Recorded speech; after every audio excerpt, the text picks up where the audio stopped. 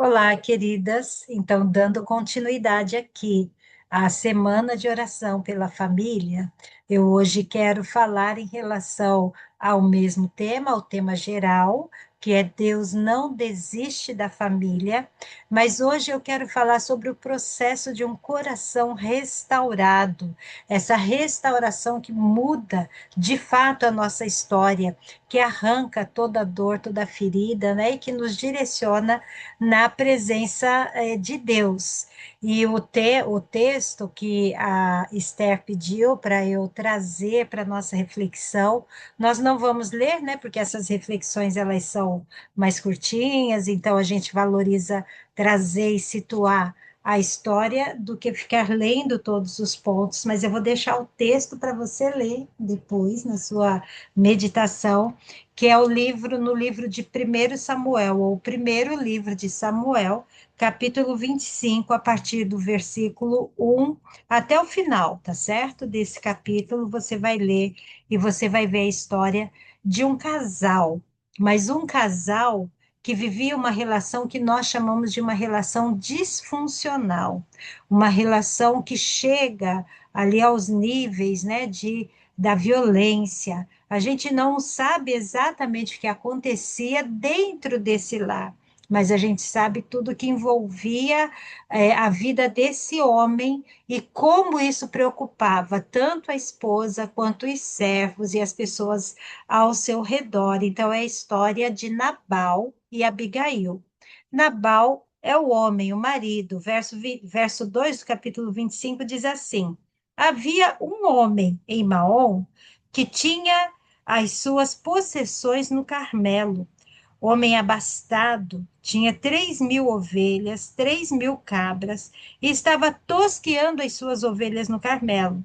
Nabal era o nome deste homem, e Abigail de sua mulher. Esta era sensata e formosa. Porém, o homem era duro e maligno em todo o seu trato, e ele era da casa de Calebe. Então, ele era duro e maligno em todo o seu trato, ou seja, a forma como ele lidava com as pessoas era uma forma totalmente inversa àquilo que deveria ser. Ele provavelmente era rude, era grosseiro, era alguém que acusava, que criticava, que estava o tempo todo exigindo. Um homem que vai se mostrar na sua história egoísta, um homem avarento, um homem que não era capaz de ter compaixão, mostrar compaixão, revelar compaixão pelo outro. E essa é a história desse homem. Mas a mulher, o texto diz, ela era formosa e ela era muito sensata. E a gente descobre na leitura do capítulo 25, a gente descobre outras virtudes e outras qualidades dessa mulher, que era a mulher chamada Abigail. Uma relação disfuncional, ela fere, ela machuca, assim como nós vimos na história de José, né, que famílias podem se ferir, podem se machucar. Uma relação disfuncional, ela gera muitos pesos. É muito difícil você viver dentro de uma casa onde há um relacionamento, por exemplo, um relacionamento tóxico, onde só há gritarias, onde só há acusações, cobranças, não existe confiança, não há diálogo, não há amor, não há companheirismo, não há acolhimento. É muito difícil. Muitas crianças crescem em lares assim. E elas então levam isso como marcas para a vida toda. Muitas mulheres que foram crianças que viveram em lares disfuncionais, elas acabam chegando à vida adulta, tendo as suas próprias famílias e levando consigo também essas marcas, muitas vezes até reproduzindo essas mesmas marcas na vida dos seus filhos, assim como acontece com os homens. Muitos homens nunca foram abraçados pelo pai, sempre foram exigidos, sempre foram cobrados, sempre entenderam que eles tinham que dar conta de todas as coisas, eles tinham que ser duros, porque eram eles que iam impor respeito, e eles trazem isso para a relação conjugal, eles trazem isso para a criação dos seus filhos. Então, muitas mulheres, muitos casais têm vivido relações disfuncionais, que chegam ali num extremo, às vezes, de toxicidade que gera dor, que gera angústia, que gera feridas, que quebra a paz e a harmonia do lar, que leva a grandes discussões, que leva a grandes conflitos. Na história de Abigail e Nabal, passou Davi. Davi, que estava sendo ali preparado por Deus para se tornar o rei de toda a nação de Israel, tanto do Reino do Sul quanto do Reino do Norte. Davi, que estava sendo forjado por Deus como um grande general, um grande rei, um grande guerreiro. E ele passa, então, na história de Nabal, primeiramente com os pastores de Nabal, que foram pastorear os seus rebanhos no Carmelo, e Davi, ali acampado com os seus soldados, enquanto fugia de Saul, ele protege, ele guarda, ele livra aqueles homens, né, de qualquer ataque de salteadores e de animais selvagens. Passado um tempo, Davi fala assim: Olha, vamos lá na casa daquele homem que nós protegemos os seus pastores, porque ele tem muitas posses. E vamos pedir que ele nos dê alguma coisa para para o nosso sustento. Nós precisamos disso e ele é abastado, está tosqueando as ovelhas, está num tempo de grande colheita e ele vai nos honrar com isso. Qual não foi a surpresa de Davi? Que Nabal, ao invés de retribuir com o bem que recebeu, ele retribui com o mal, porque o texto diz que ele era maligno em todo o seu trato. E ele age de uma forma completamente insensata, porque, embora Davi fosse um rei segundo o coração de Deus, um homem segundo o coração de Deus, ele era um guerreiro. E ele então estava pronto para tomar vingança contra essa atitude de Nabal. Quando os servos de Abigail e de Nabal procuram Abigail e falam assim: Olha, corre, porque alguma coisa não vai acontecer bem por aqui. Davi mandou os seus soldados pedirem um pouco de pães, de frutas, de cereais para os seus homens, e Nabal simplesmente respondeu: Não sei quem é Davi e não vou tirar do que é meu para dar para ele. E então Abigail fala: E agora? Como eu vou resolver essa situação? E rapidamente, então, uma mulher com toda a determinação e sensatez que ela tinha, uma mulher que sabia gerir a sua casa, uma mulher que certamente durante anos vinha gerenciando esses conflitos, essas situações. Porque um homem como Nabal, ele acaba gerando muitas situações de conflito no meio da família e entre as pessoas ao redor dele. Certamente ela já estava habituada a fazer isso. Então, ela busca o caminho de uma solução. E aqui está a primeira lição que a gente precisa aprender. Quando situações difíceis acontecem, quando a gente perde o controle de determinada situação, muitas vezes a gente fica tentando encontrar culpados. Quem foi que fez isso? Por que que fez isso? Por que ele tinha que fazer isso? Ele nunca deveria ter agido dessa maneira. Você nunca poderia ter falado assim. E a gente vai tentando encontrar culpados. Enquanto nós estamos tentando encontrar culpados, as feridas estão se instalando mais profundamente no nosso coração. Quando a gente sai desse estado de busca de culpados e a gente começa a ir na direção de encontrar solução para a situação, então o nosso cérebro ele se programa de outra maneira. E foi isso que ela fez. Em vez dela ficar pensando no mal que Nabal fez, ela pensou em como ela poderia reverter essa situação. Então ela diz para os servos: vão, preparem tudo que ele pediu e ainda muito mais. E eu vou lá. Eu não vou dizer nada para Nabal agora, porque ainda tinha um agravante na história dele.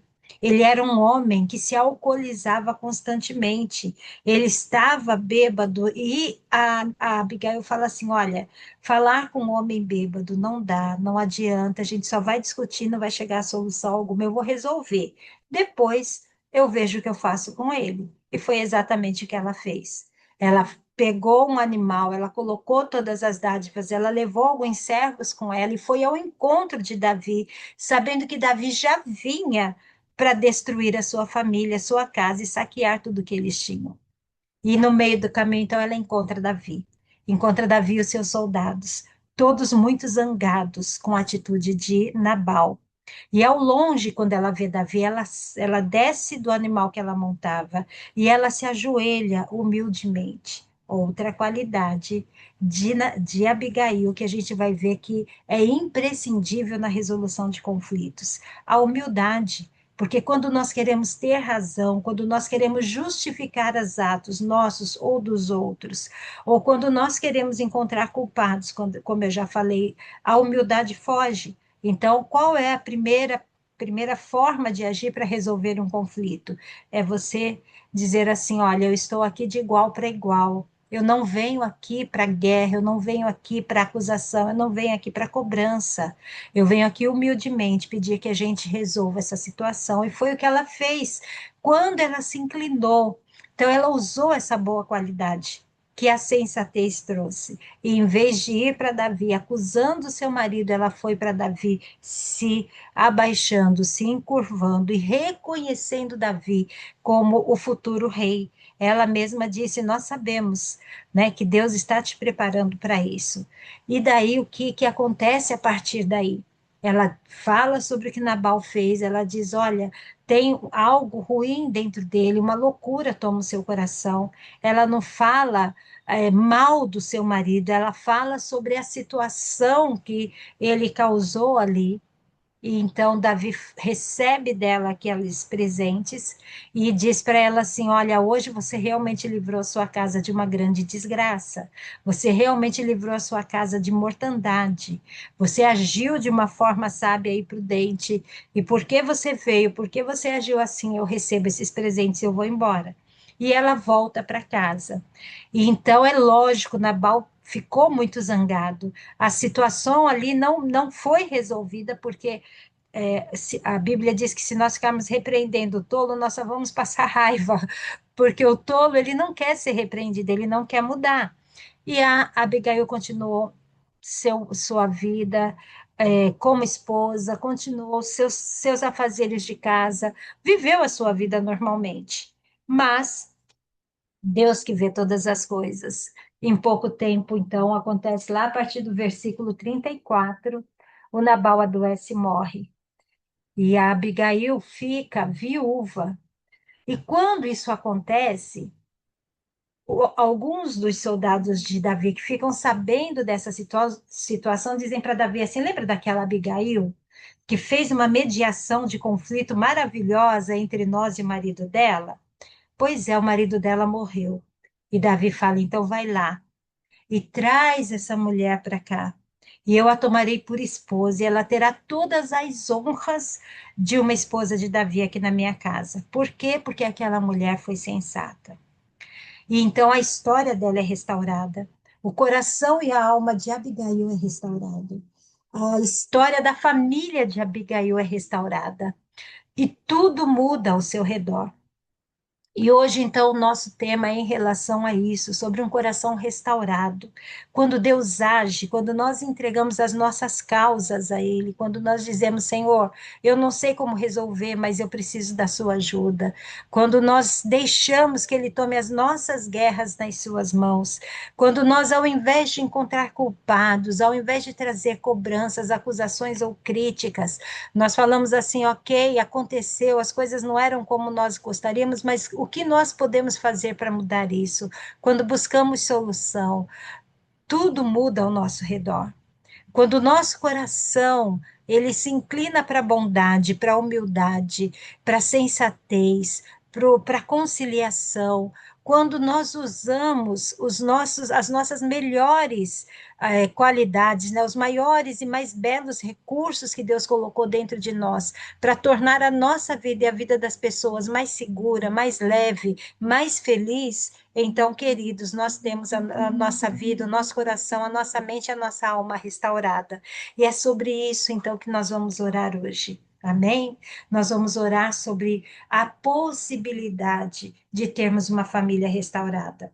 Infelizmente, até mesmo no meio cristão, evangélico, muitas vezes acontecem famílias disfuncionais, muitas vezes pais que só sabem gritar, filhos que são rebeldes e não sabem obedecer, relacionamento entre casal que é só de alfinetadas, é só de durezas, às vezes até coisas mais sérias, né? Às vezes até violência física, violência em outros níveis, violência psicológica, de alguma forma, abusos verbais vão tomando é, uma força dentro da nossa família e tornando a nossa família disfuncional. Hoje eu quero que você ore pela restauração da sua família, da sua família, das famílias ao seu redor. Talvez você conheça a história de pessoas que precisam ter a sua família completamente restaurada, que viveram situações de traição, que viveram situações de violência,